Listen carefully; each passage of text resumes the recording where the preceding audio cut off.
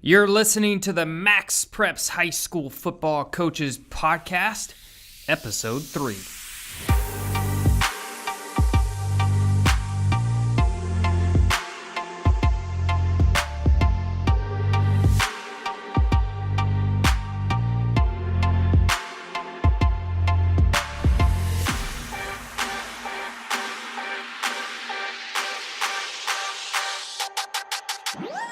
And we welcome you into the High School Football Coaches Podcast, powered by our Teams app by MaxPreps. Download that today. Great tool for you guys to communicate with your teams. It's basically MaxPreps in your app, so you can go to the App Store today. It's Teams by MaxPreps. And on our episode today, we have Coach Jayson West from Warren Central High School in Indiana. He's coming off a perfect 14-0 season, his second state title as the coach there. First one since 2013. He had state championship as well before that at a different school. And man, we got so much good stuff coming up when we talk to Coach West. He's going to talk about why he got into football and growing up without a father, and just why he coaches every day, how he establishes culture. He talks about his team played 28 hours of football this season, but thousands of hours in the weight room and just team bonding. And he talks about his team doing the simplest things the best. He doesn't BS around. He gets right to the point, and I love talking to him because of that. And we're going to welcome him in and get right to it. All right, Coach, really appreciate your time joining us here. And first of all, congratulations on an unbelievable season. I'm sure the school is ecstatic right now and have been for the last couple months. So congratulations to you, your school, and your program. Oh, thanks a lot. It has been. It's been quite the buzz. But as you know, it doesn't last forever, and the next group's ready to go, and you can't put that off or you're going to suffer next year. So the process doesn't stop. But it was an exciting year, and I'm really happy for the kids. Yeah, and we'll get into kind of the next phase of coaching and how you basically restart and get the next kids going. But before that, I just want to get a little information on you. What got you into coaching? Why do you love to coach? Basically, just a little background into how you got started. Just like most young kids, you get into it because it's your friends are doing it. You got strong men that are running the program. And as a teenager, I didn't have a dad. It was really a draw for me, and it was a place where you could lift weights and work on yourself and do things a little different than the average kid. So I was automatically drawn to it. Then went and played college and had a great experience until the last couple of years. Coaching changes. We changed divisions, and it didn't really end the way that we envisioned it, because we wanted to just play football for the right reasons in the right way. And if you get into it, you'll never be dissatisfied with football. But I guess we didn't end with a great taste in our mouth that we hoped for, and that kind of propelled me and my good friend Rob Robertson. We've been coaching together since, basically for over 20 years. That we just wanted to get into it and provide, great atmosphere, a family atmosphere, one that is football oriented but life based, and that we can have that any kid would want to go to, whether they play or not. And so that's what we've tried to create, and it's been a long time. So we got into it after college, and we went to Sebring, Florida for my first job. I actually coached at Center Grove for a year and a half, and I had a job there. But back in the day, it was hard to get teaching jobs. And and right before, 2 weeks before two-a-day starts my second year, they say the guy that was supposed to leave did not. So I had to pack up the U-Haul, move to Florida, went to Sebring, Florida. Oh, wow. So I got to coach for a legendary coach, Eric Moore at Center Grove, which started me off on my right foot. I knew right from wrong and what was good football. And then I went to Florida and learned what culture of football was and year-round football. And Coach Barry's a good Christian man, and really I learned that you could be a great man and do football the right way at the same time. And then my buddy, he got the head coaching job at Triton Central, and so he calls me. He's like, "Hey, do you want to come back and coach?" I said, "Well, that's what we always wanted to do. That sounds like a cool deal." So moved back to Indiana to this little small school, Triton Central, actually, where I went to high school, which was weird. But it all worked out. We were there for 5 years and got the program turned around. And then I got a call from another buddy at Lawrence Central, and he got the head coaching job. And said, "Hey, would you like to come be the OC?" So I said, "Sure," because I was the OC at Triton for Rob. And then a year later, Fish left, and then I got the head coaching job at Lawrence Central. Never really wanted to be a head coach. It just kind of worked out. Timing was everything. And then I had one position open in science in the whole building. And I called Rob, said, "Rob, you want to come coach football? You can be the DC." So we switched spots, switched roles, switched coordinator, and we've been together ever since. We were very fortunate at Lawrence Central to win a state championship and have a runner-up. And then this job opened up, and it was right next to basically my house, to where I could get home, and they didn't have a late start like Lawrence Central. So I was getting home at 8:30 at night. I had 3 kids under 3, so Warren Central had a great history, and I was not going to get divorced by coming here. So, number one priority, right? Yep. So then we're all here, and that's kind of a long story long, but that's how we kind of panned it out, and that's why we've been here for 6 years and had a great 6 years and have had a great run. And it's a lot of fun. So going back to your Florida days, I think a lot of people around the country, especially kind of covering high school football on the nationwide scene, people wonder how much different each state is when it comes to high school football. Is there a big difference that you see when you left Florida coming back home to your state, or is football? What do you see there? That's a good question.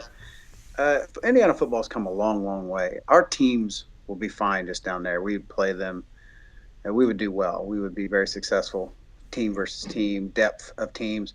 Florida really doesn't put a lot of money into football. The schools are mostly the programs are usually small funded, small staffed, and small numbers. Even at 2,000 kids at Sebring, we had 50 or 60 kids would come out. Here we have 225.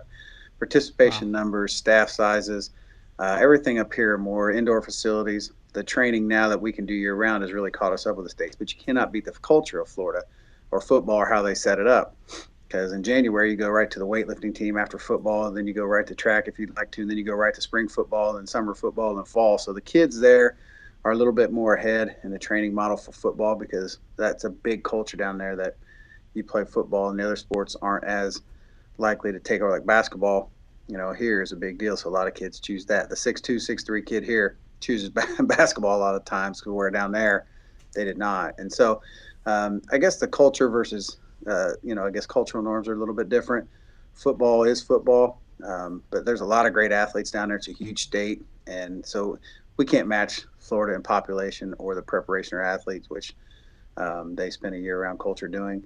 But where we do catch up in a lot of states, and why our teams do well, is because, like, we have 25 on staff, we have 10 teachers in building. The schools up here take it pretty serious, right, and have facilities to do the year-round training model. So we catch them in the team aspect. I don't know if we'll ever catch them in the individual aspect. I don't see that being possible with the numerics. Yeah, I got you there. So do you guys have a lot of kids that play multiple sports, or in Indiana, are you, like you said, are you choosing basketball and not playing football, or does it really just depend on the athlete? No, it just depends on the athlete. Basketball doesn't take a lot of guys. It just... Right, that's true. Yeah. The guys that everybody's going after are the same 5 guys in every school. Right. And so those kids can play multiple sports. If they're professional, any kid can play multiple mile sports. But, that's what we tell them. If you're going to go play another sport like track lasts 5 months here. Starts in late January and goes till June because of your indoor season. So if you're going to run track, you have to be awesome. You have to show up every day with intent to get faster. If not, you just wasted 5 months of training. And if you're competing with the Florida Skip for a scholarship in football, probably going to lose, because he spent the last 5 months doing weightlifting, 3 months of track, spring football. The kids around here don't get that piece of it. But like I said, Indiana's come a long way in that, and recruiting's become national compared to 10 to 20 years ago, to where it was more regional. With social media and ability to get A to B, and huddle and all these other things that you can watch on a video from a kid from Australia offering a scholarship and had him there, 3 days later, to where that game has changed completely. So now kids have to be better than ever, to believe it or not, because there's national competition rather than just regional, in my opinion. Yeah, no, that's a great point. Just diving in now, and like you said earlier, you bounced from a program from Lawrence Central over to Warren Central. What was the first, for the newer coaches who are stepping into a new program potentially, or becoming a head coach for the first time, what was priority number one for you as a coach when you took over at Warren Central? Well, I had a great culture when we got here. They had a couple bumpy years, but what you have to do is try to establish your culture without erasing the previous culture, and that is a delicate, high wire act because you can say the wrong thing about the wrong person or the wrong thing. And in a high school, it's not like college. Once you take, you got to work with these people every day. College, the first thing that college coaches do when they come in, they take over the old staff, like, oh, these kids, blah blah. But here they're high school kids and they're high school teachers and they're community people. So you have to be Right. very delicate with that process because if you get off on the wrong foot with the wrong person, you can't really escape your process. And so you have to be very good. You have to be very professional. You should never say anything negative about anyone. I don't care if they were 0 and 900. You come in, you be optimistic, you be sharp. You never put anybody down or what they did in the past. Don't bump, you know, bump your chest and beat your chest and tell everybody how you're going to, just be good. Show up every day, be professional, be sharp, have a great plan, fill your program with great adults that love kids. You can all learn football, kids as well. And, you'll start to take off at some point if you're doing it all right. And if not, then that's where you have to evaluate and figure out the missing pieces without blaming anyone. And so, that was tough for us because we were rivals and we had just beat Warren Central. And a month later, I'm at this high school, and so I wasn't very well liked, as you can imagine. And Yeah. it was awkward, but if you tell them you care about him, you love him, no matter what. The game on the field was a 2-hour game. I get you, but the same, your life's a lot longer than that, and football life can be longer than that. But let's work together to try to get the positives out of this rather than the negatives, and that was the biggest challenge. Yeah. Did it? Does it take you a while to come in and have your culture, or I know you said it was a good culture to begin with, but how fast can you start to implement you as a coach and what you want to see out of the program? Can it happen right away, or is it a longer Oh process than yeah, that? you can change your climate right away. It's just like the weather can change. Your culture really takes years. Mm-hmm. We won state our first year here. I don't think our culture changed. I think we changed the climate, and we got fortunate in some games, and we had good game plans, and the kids bought into it, and they played really hard. But then the next year, still wasn't our culture. Still wasn't really comfortable. This was the first year I could say 6 years. This is the first year I actually felt really, really comfortable. Like the kids, I knew them from middle school. I knew their parents, the coaches. We've been together the whole time. It really, when you walked out there, it felt like a family atmosphere, and that's to me culture, not so much attendance policies or weight room policies or learning on offense or defense. We've had 4 different offensive coordinators running 4 different offenses in all state championships. It doesn't matter what offense you run. You got to run the offense that fits your players, and you can get players and your coaches on your staff to believe in. We ran 2 to 3 different defenses during that time with 2 different coordinators. So not that they don't do a great job because they have to put themselves in that position in our team, but there's more to it than just an offense, a defense, a book of rules, which we don't have one. Do the right things, our only rule. And if you don't, we'll work on the consequence and trying to make it a teachable moment to get you back on track. And that's kind of how we go. And those are people make their culture so complex. One coach, he's like, "What do you think about my rule book?" I read about 3 lines. I'm out. I don't. I can't even memorize them all. I'm pretty sure Yeah. I made a mistake during that time frame. So people make things overly complex to try to do all the CYA stuff, and sometimes you just make it harder on yourself than you need to. So the culture is a huge piece, and you have to find the right adults that are going to go on this journey with you to mold these young men into what you expect them to be, not only during football season, but in the rest of their lives. Yeah, it seems a common theme amongst state champions and just really in general good football programs around the country. It's how supportive the school is and the administration behind it. And it's not just the coaches on the field. It's far more than that, and that seems to be the case at Warren Central too. It does, and it doesn't matter. Everybody gets caught up in facilities. At Lawrence Central, we didn't even have a coaching office. We taught out of classrooms. Still got to a state championship and won one. It's not so much that. I mean, yeah, does that help? Does it make your day better? Does it make you feel better when you walk into a stadium or something that you own? Sure, but the culture is basically the people are in it and what they're doing in it. And if you can get all the pieces of the puzzle on one table and work towards putting it all together, you have a shot. And if they're all filling that bucket, we always talk about the bucket around here, your championship bucket, millions of things go into that. Millions of things go into your bucket, just like your life. Millions of decisions have been made in your life and my life. Millions. You make thousands a day. And Right. so that bucket, how are we going to fill that sucker up? And that's really what we talk about a lot is, did you do 28 reps or 30? You're supposed to do 30. Okay, 28. So your 28 things are going into the bucket instead of 30. You do that 100 days in a row. Now you're 200 things you're missing out of that bucket compared to your competition. And did you miss weights? Well, the kid at Center Grove didn't, so their bucket's fuller. And we really talk about like this year's group. They did a great job. They did 10 philanthropy projects. They never missed practice. They were great in the weight room, and they weren't perfect every day, but overall, I give them a great grade. And their bucket was the most full of any team that I've ever had, which made them a very, very dangerous team to play. Yeah, and I mean, you've won multiple state championships. Is there a difference in when you see a team and you look back over the year and you're like, okay, I understand why this team won a state title? Obviously, talent doesn't hurt.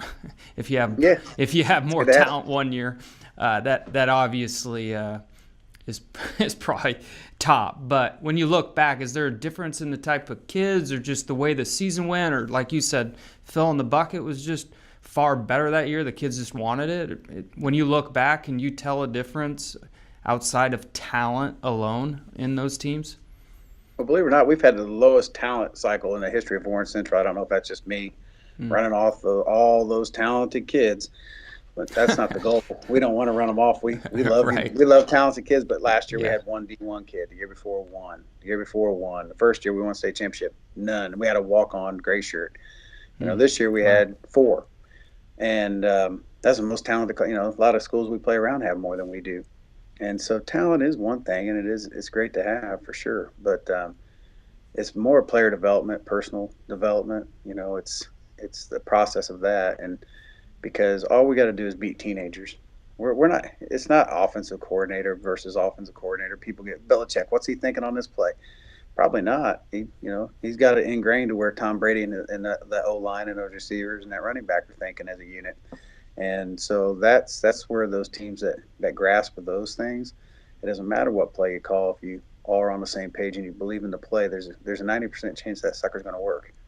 If not, if you got one kid over there questioning it, our best receiver, the best receiver in the country this year, David Bell, he never complained if he didn't get the ball. And Hmm. he can teach a lot of these pros a lot Yeah, of that's lessons for about. sure. I know they're so worried about money and getting theirs and social media and their likes that they've destroyed themselves. And you watch it right in front of your face. People just destroy themselves over their greed and over and none of their teams win. The best receivers in the league, most of their teams don't win because Yeah, that's it's true. cancer. Think about it. The best receiver in the history of the league. I always say this to our guys. And I'll take a Hines Ward. He wins championships. Chad Johnson, Terrell Owens. Have AB, Roethlisberger, and Le'Veon Bell on one side of the ball. And it's it doesn't help you to have all that talent if you're not as a team. And that's what I see. I may be completely wrong. I'm just throwing out examples that kids see constantly and consistently. And it's not my business, but the point of conversation is our best receiver, was a great blocker, and he cheered for his kids, and he would thank his linemen. He did all the little things that made our team go that if the next receiver doesn't do, we won't win state championship because somebody else will have that kid on their team. Center Grove will have that kid on their team next year. Carmel may, Ben Davis may, and that's what team building is really the key. Everybody wants to go to the clinics and talk about RPO and what we're going to do in this front and stunt because the marker game is fun, drawing up stuff. Ooh, it's a good time, but I don't even Yeah. do that anymore. I don't really care what play they run or what offense they run as long as it fits our personnel. It's about the team building process. And if you can build a team, you can build an army. Like our kids watch our junior ROTC in the building. I don't think we'd beat them in football if we played them. If they even knew how to play football, I think they'd beat us because they are the most organized, disciplined, unison unit I see on a daily basis. And that's really what football still is. You can have Yep. all the talent you want, but it won't matter if you don't play as a team. And kind of building off that, it's February now. Is the process already in place? You guys already, where do you begin? I guess is my question, to make sure you're building that team bonding and that team and that discipline. Did it start the day the season ended last year, or is it? It never stops. Yeah, Whether that's you win true. it all or not, it doesn't stop. You can't stop. Whether we got knocked out 4 months ago or won a state championship 2 months ago, 3 months ago now, it's harder when you win a state championship because everybody they Keep want to talking stay about on it. that Yeah. cruise a little bit longer than they should. Like I did too. I'm like, but this is a lot of fun. Yeah, pat Yeah, me you on the got to back. enjoy it, I guess. You Yeah. do. You have to enjoy it and go on the pat my back, tour and all that. That's fun. But the Yeah. point of conversation is there's these juniors and sophomores and freshmen who are over there just kind of waiting and looking at you, going, "Oh, so what are we gonna do now? It's my time. You're correct, honey. It is your time, and we're gonna go and we're gonna get after it." So and that's what we take a lot of pride in. We get going. We took a little longer because these kids did play football a lot longer than most. Yeah. So we took a couple week break this year. With Christmas interjecting in the middle, it kind of all works out. But then you got to get going because college recruiting season comes, and these juniors and sophomores and freshmen want to play at the next level. So you got to start on the marketing, and you got to start getting their bodies right and have evaluations, coaching evaluations, player evaluations, all the things that come along. And then you got to do your job that pays all the bills all day, and that darn thing gets in the way. Man, So it always because does. I don't know why, man. Can't you just let us do football all day, please? Yeah. So that's the difference. Up north, you're gonna have to work all day, then do football. It's not like the South, like Texas. A lot of those guys Yeah. get to do football all day. We're just very different in the north in that respect culturally. So it is hard. It's a lot to balance, and but we take a lot of pride in it, and we try to be beacons that are good. We're not perfect. We always say, I got the best men in our community around our young men, but we're not perfect. But we will continue to strive to get better and try to provide the best opportunities year round. These coaches make a couple $1,000s a year, 4,000, 5 maybe max, because we split our stipends. I split mine. I'd rather have more good men than 1,000 more dollars minus taxes. Doesn't matter. In a whole year, it's not Yeah. enough to worry about. You know what I mean? No. But if I can bring in a police officer, Todd Wellman, who's in our community all day and all night, and sons play, and you can add another great man to the staff and give him a few $1,000s for his gas, time, and energy. It just helps your program a lot. And so that's what we're doing now. We're grinding it out. So do you guys when you guys kind of build this team bonding stuff, is it mainly on the field in the weight room, or are you guys doing stuff out in the community together? Do you guys go out, or where does it all begin? In the weight room, or is it more than that? Yeah. Yeah, weight room's it. If they're not with you in off season, they won't be with you in the end season. I'm just telling you, unless they're in another sport and they're doing it really, really well. If they're in Yeah. another sport, lollygagging, like we talked earlier, they're probably not going to help you either. I just after 20 years, there's a few things I can pinpoint that you need a good quarterback, a team leader at quarterback, no matter his skill set. You need a good adult staff that believes in what you're doing and doesn't want to be you and is not a beach ball underwater waiting to rise up out of the water when you disappear with all these great ideas. So there's no secrets in our staff. If I even get one of those at the end of the year, it's time to move on because we should have said that game 2, game 3. There are no secrets between us. And it's just things like that. And then the weight room is the biggest piece for us. We take the greatest amount of pride. Like I said, we've had all these different coaches, coordinators, blah, blah, blah. What we do, I think, better than everybody is the off season. And I'll never dazzle anybody. Every coach that comes on there is like, "Oh yeah, I'm so happy to be part of the staff. Can't wait to learn." And by the end of it, they're like, "Didn't really learn that much." Like, yeah, 'cause we're not here to dazzle you. We're not here to dazzle. There's no secrets. We do the most simple things the best, and that is when they get in that weight room, we wreck them. I mean, we wreck them. I almost get sick, nauseous watching them. I mean, our coaches are all involved. Station work, we do our meat and potatoes during the day like everybody else, our 30 to 50-minute really go. But then after school is where we do that cross training, tear down, team building. In the mornings they meet. Individual coaches are required to meet with their players once a week, whether they do football stuff or take them to movies because they have to build a relationship with them. They have to have a better relationship with them than I do. That's the expectation. If not, then I'm upset because that's where it's at. You have to know everything about them, where they live, what's going on with them. They have it good, they have it bad, they have it in the middle, whatever it is. We need to be able to have constant relationship building in that area because a lot of guys want to come in and yell and beat their chest and all that stuff, and hoop and holler, but you can't take a withdrawal from somebody if you haven't built an emotional bank account with them. You just can't. If I came and started yelling at you, you'd be like, "Who's this for?" You just hang up on them. There's no account built. Right. You just can't do it. And so you got to get in here and build that relationship in off season. For those who don't want to do that, they just want to show up on Fridays like a lot of coaches do now. You Mm-hmm. can't work here, okay? Because anybody can call plays. My wife can call plays. Trips right, zone right. That stuff's not hard. That's the easy part. Coordinating an offense is hard. Getting everybody, all 50 players and 8 coaches on page is hard. Teaching it to the JV and the freshmen is hard. Spending the whole year training them is hard. Coming to the weight room, you know, 3 days a week plus 2 mornings is hard. So I need guys that want to do more and do the hard. I don't need some young guy who's played a few years on Madden and come in here and think he wants to call this offense, like a lot do. They Yeah. do. It's just, No, I can't hardly it's find true. freshman coaches anymore. I can't find no. I'm a freshman. I'm a Friday night guy. You haven't even been a Monday night guy or a Thursday night guy. Just let's work on the days of the week first, and then we'll get to Fridays. It's like I tell players, I want to play in college. You ain't even playing on Fridays yet. You got to play on Fridays before you can play on Saturdays. You want to play on Sundays? You better be pretty good on Saturdays.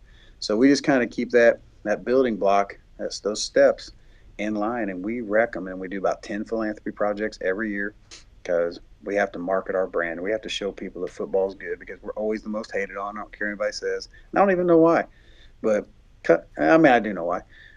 It's not the physicality. It's not the concussions. It was happening way before that, which all that stuff's minutia too. But it's because there's a bunch of guys, alpha males. They are loud. They are confident. They're cocky. They do make mistakes. We just like all humans, but ours is more advertised, so it's easy to be more scrutinous on us, and that's what you sign up for. So you can't complain about it. That's why if our kids get caught doing something, there's a punishment not only during school but after school. What the average student doesn't have that. They just go home and maybe get grounded or whatever, lose their Nintendo. Here, when you sign up to be an athlete, you sign up for the full gamut of what can come, good and bad. There is no embarrassing you in the off season. What's embarrassing is getting out on the football field and getting your butt whipped. So Yeah. let's try to avoid that. That's embarrassing. In front of 8,000 people, you get whipped on national TV. Yeah, that's embarrassing. Me yelling at you in the weight room, that's nothing. So our job is to prepare them and get them in the weight room almost every opportunity we can, because nobody wins in the weight room. Everybody walks out of there defeated. Nobody's beat the weight room yet. Yeah, It's no, one weight room's zillion and always going to zero. win. Yeah, Yeah. I bench 405. Why not 410? So that's why you learn to go get defeated in there, so you don't get defeated out there. And that's really the secret to our program. Is simple as it sounds. I don't think we've outthought anybody yet. Every coach I meet, they're not asking me about my offense and defense. Even when I called it, I was always offended. Like, nobody cares. but it's more about the process, because football, we only play 14 games. That's 28 hours we played a football this year. Yep. How many hours did we spend practicing in a weight room? Thousands. Yep. So where are you going to put your energy? That's where we put our energy, time, and resources. Yeah, no, it makes total sense. And when you talk about those philanthropy projects that you're talking about, can you give me an example of what you mean there with your kids? We try to do about 3, 4 every season, basically, spring, summer, especially that, and some in the winter. Like, we're getting ready to do cat in a hat reading for the elementary schools. Okay. We get our kids, and they put it's Dr. Seuss month in March, and they go over and they read to those little kindergartners, and because we got to teach kids that reading's a very important skill set. If you can't read, these kids, they become very problematic, to themselves and to the schools, and I'm amazed that many kids get as far as they do. But in our school, we're 90% free reduced. And so it's a big deal around here that we get these kids young, because if they build these habits when they're young, it's a big deal for us. So our kids dress up in their jerseys and their cat and hat hats, and they go over there and read some of the worst literature ever in Dr. Seuss, which is the best literature ever. It's the best literature, but it's hardest to read, I should say. Yeah. Zibble zabble, zibble tabble. No, I don't even know what they're saying, but so they're all tongue twisters, and it's Yeah. fun. But it's so that we do that, and then we do something like a kaboom build. We'll build playgrounds. We work this. We do the Susan Komen. That's coming up here in March too. That's the Race for the Cure cancer walk. I don't know if you know about that. Yep. Yeah, for But our sure. kids put their jerseys on and they go be bodyguards for all the survivors, and they walk around, and it's very emotional. It's their favorite one. They all are scared to go do it because, I mean, it's a mostly women, older, and it's very emotional. I mean, it's mostly tears of joy and also tears of sorrow, because everybody's lost somebody to cancer. But our kids get by far the most out of that one. They come back, and it's a movement. It's an experience for them, and it is awesome just to see how they grow up in front of your eyes, because they had to go see something real that's happened to people or is currently happening to people. And that's a huge deal in Indianapolis. So we do that. We do the Sun Foundation, where the kids volunteer time to build and clean yards just for these houses where they put cancer patients who can't afford hotels when they come from out of town. Insurance doesn't cover hotels. You'd think it would, but it doesn't. And that gets very costly. So some families just, need help. And so we do things like that to community day cleanup. We need that. We need to show the community that we give back to them, especially if you're going to ever ask them for money. You gotta, no doubt. Whether it's a referendum for a school, your community wants to know your school is doing positive things. And so absolutely we have to show that. So that's just a variety of things we do. We do a bunch of little blood drive. We do 2 of those for the Colts blood drive and our normal blood drive, just a variety of things. And, anything that we can do that we feel will help and really get kids out of their comfort zone and make them realize that they're bigger than just football or a student at Warren Central. That's what we're going to do. Yeah, no, that sounds amazing. And a lot of people don't get just how important the high school football players are in the community and how much younger kids look up to them, because a lot of them dream to be them one day. I remember being a young kid thinking the high school kids were NFL kids. Yeah, that's right. My kids think these kids, they're their heroes. I mean, that's who they are. Yeah. They don't even care what I tell them. I'm a typical parent. Exactly. Yeah. Yeah, no, that sounds amazing what you guys do. And Coach, we've had you on for a little bit here, and I know you got to get back to paying the bills. And it's all right. I'm all day. Anything you guys need, I'll always do whatever we can do to help promote you guys who are promoting a great game of football. I'll sit here for 10 hours straight if we need to, because I believe it to be that important and that paramount, and I think it's good for our culture to have our young men out doing good things, because life's hard enough on them how it is.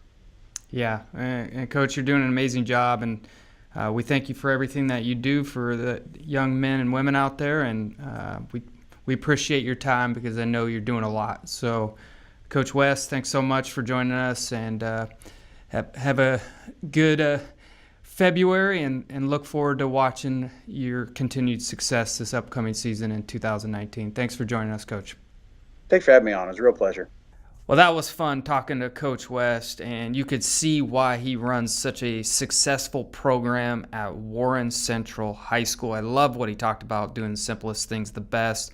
I love what he talked about, just his culture and his climate change. All of that is such good stuff. If you're a young coach getting into it, Coach West is definitely a guy to look up to, as you could tell from listening to that podcast. So we thank Coach West. We wish his team and his program the best in 2019.